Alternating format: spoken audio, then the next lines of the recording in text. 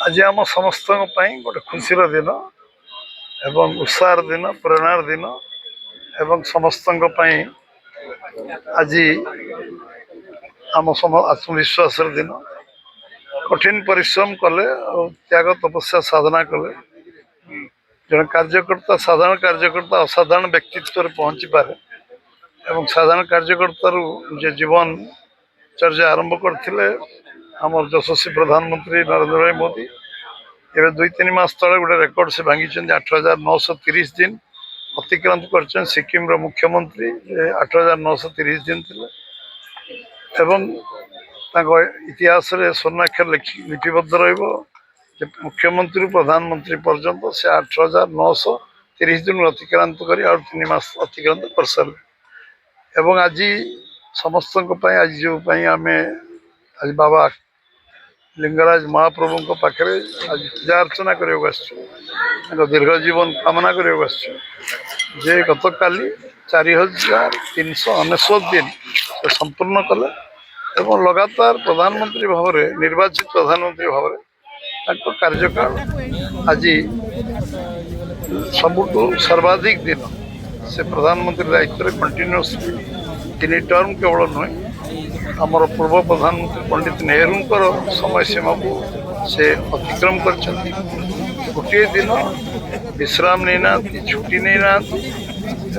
निरविच्छिन्न कठिन परिश्रम एवं जो संघर्षमय समय सब कोरोना बड़ी गोटे समस्या ओवरकम करवा एवं सब समस्या को समाधान करने दिगरे आज देश चतुर्थ अर्थनीति पहुंची आज भारतवर्ष रे कोरोना को से जो भली भाव में सामना कले एवं देश रे जो 25 कोटी लोक दारिद्र्य सीमा रेखा आनी एवं आज 370 धारा उठेवा 35 से उठेवा ऐतिहासिक निष्पत्ति नवा 80 कोटी लोकों को 6 वर्ष 7 वर्ष 8 वर्ष धरी गरीब कल्याण योजना विभिन्न कार्यक्रम नवा एवं सबू कार्यक्रम जो साधारण लोक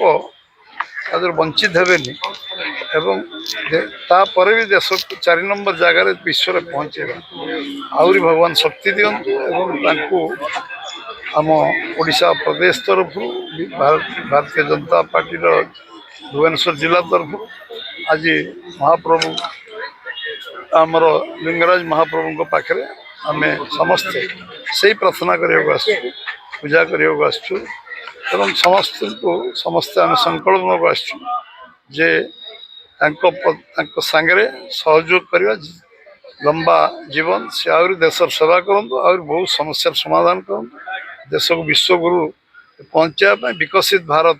संकल्प 2047 अच्छे पूरा करने लिंगराज महाप्रभु शक्ति पूर्ण बैठक अच्छी गुरुत्वपूर्ण बैठक दाबी कर विरोधी मैंने दाबी कर पंचायत निर्वाचन में ओडिशा उचित दबा देवे कौन कह डाइल्यूट करवा आम विषय डाइल्यूट कहीं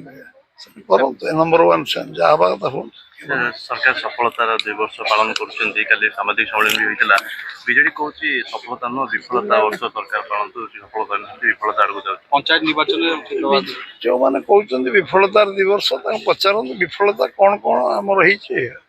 सफलता कौन कौन से 24 वर्ष भर करते 15 वर्ष भर करते सफलतार 15 वर्ष से कहतु एवं आम सफलता विषय न कहतु आम विफलता विषय कहतु कि सफलता कह पड़ो कि आमर विफलता कहे भी